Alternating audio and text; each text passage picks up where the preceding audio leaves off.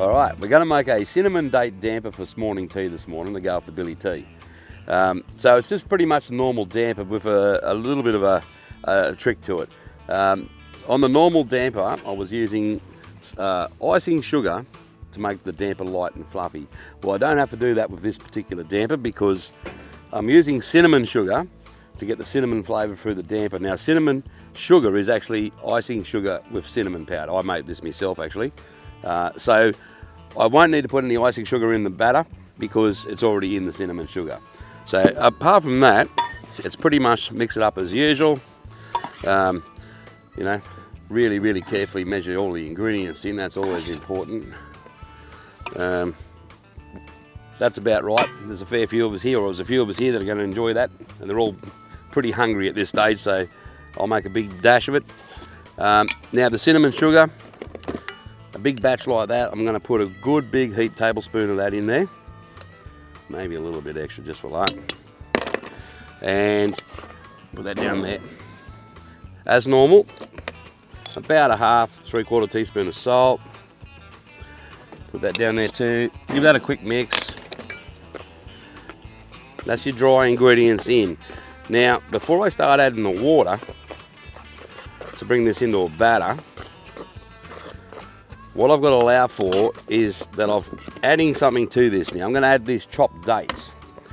So what I've got here, I've got some chopped dates that I prepared earlier. They looked a little bit dry, and I thought just to give them a little bit extra kick and to dehydrate them a little bit, I mean to rehydrate them a little bit, I thought I might add a little bit of rum. So there's a bit of fermented cane juice in here, you might add. Captain Morgan fermented cane juice in actual fact. So that should be nice and flavoursome to go with my cinnamon date damper. So it's going in next. I've got me batter, the dry batter mix. Now I add this, and then I add the water. If I can't add the water then this because this is already wet and it'll add to the moisture content of it. So I'm adding this now.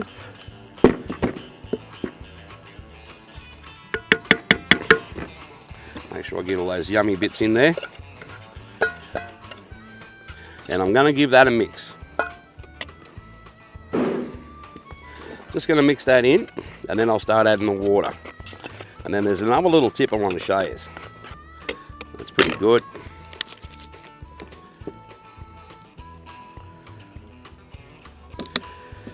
I'll mix it up as normal with my knife until I get that batter. Yep. This is a particularly nice damper. This, just even without the rum, the cinnamon date damper is one of my favourite dampers. I've been making this particular recipe for quite a few years now. It's pretty much my go-to morning tea damper. I mean, you can add anything to a damper. You can add egg and bacon, and people add half the fridge to them. I like to keep it simple. Simple is good. Right. See, that's all nice and evenly mixed in there now, but it's still dry. So I just start adding small amounts of water. It should start coming together into that batter. The lumps are going to get bigger. Tell you what, this gets to be hard work after you've been doing it all day. Sometimes I'm doing this all day at different functions I do with my catering business.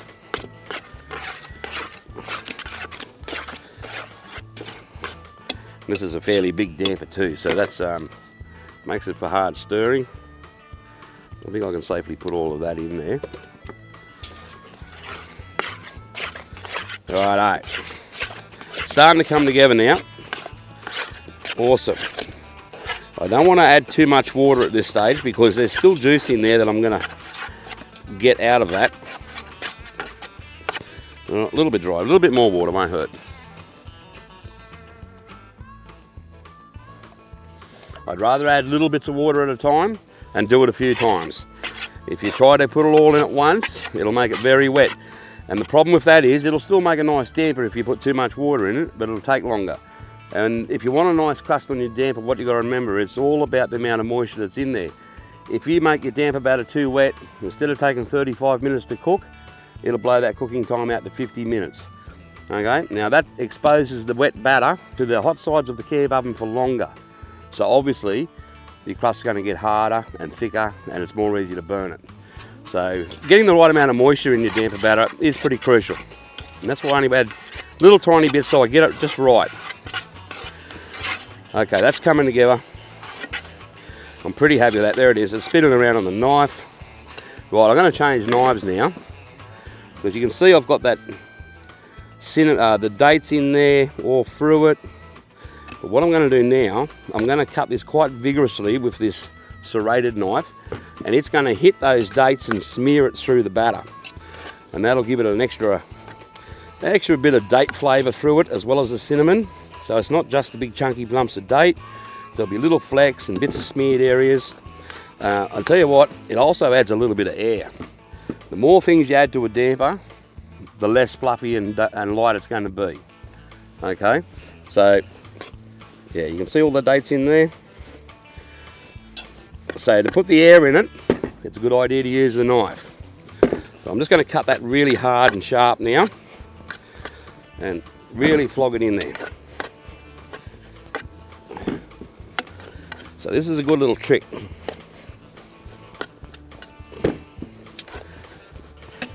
Rightio. I'm pretty happy with that. I'm going to put some flour on my hands now and bring that all together. And we'll go and put it in the camp oven over here and cook it, and we'll be eating morning tea in no time.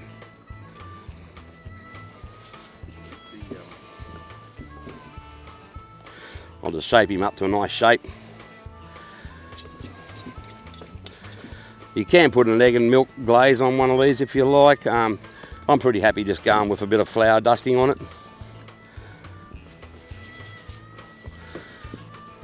Just like that. He's going to rise, so I'm going to have to put a slit in him, but I'll put him in the camp oven first. I'll just get my lifter and go and get this preheated oven ready to put this damper batter in. Okay, now that's the lovely tan colour we're looking for on the bottom. I'm just going to add a little bit there. It's a bit darker in that one spot. Not much, just a little dusting. Got my next cinnamon date damper ready to go in there. In he goes. We need to allow for a bit of expansion, so we'll put a bit of a slice across him. Now another little trick I'm going to do with this particular one, because it's got extra ingredients in it, it is denser, and I've cut it with a serrated knife very vigorously, so I've tried to cut some air into it. But another little trick I can do is with a little skewer, punch a heap of holes in it. This will create some steam vents and will help with that rise. So when you add things to your damper, this is a good idea to do that. Now that one's ready to cook. We'll get the lid back on.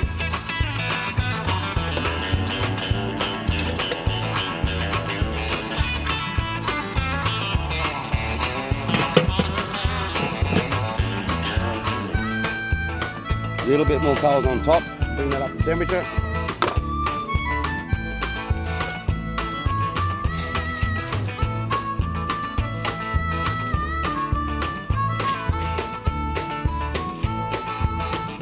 There we go, we're done there.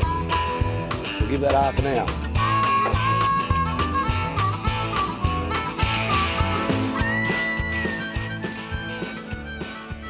Yeah, how do you decide what to go in a damper? Well, basically, there's a couple of categories you can sort of narrow it down to. You got a sweet damper, so you know, if you're going to make a sweet style of damper, it depends on where you're going to eat it. You might want a savoury type damper. If it's a savoury type damper, it would be like olive-based, sun-dried tomatoes, bacon, salami, pepperonis, you know, cheeses, camemberts, that sort of stuff. Whereas your sweet one, it's more of a dessert one. So you've got to make up your mind first whether you need to have for your occasion, if you want a sweet damper or a savoury damper. And from there you can make up your own mind what you're going to put in it.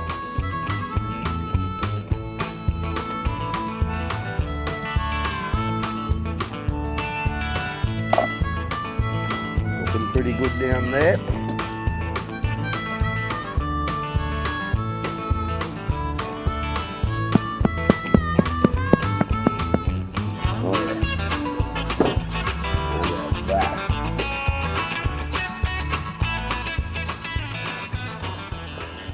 Oh, sounds like it's cooked right through. Nice easy base to cut. Oh yeah, look at that.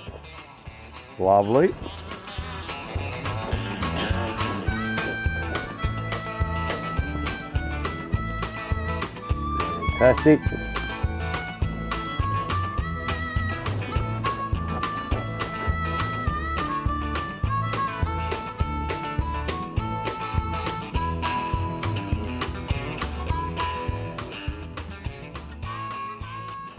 Okay, now the technique I was using with the little serrated knife is shattered those big lumps of rum-soaked goodness of raisins that I had in there, and they've smeared it in and it's all flecked through there very nicely. So every bite's going to have that beautiful little bit of a rummy touch to it, as well as a date flavour.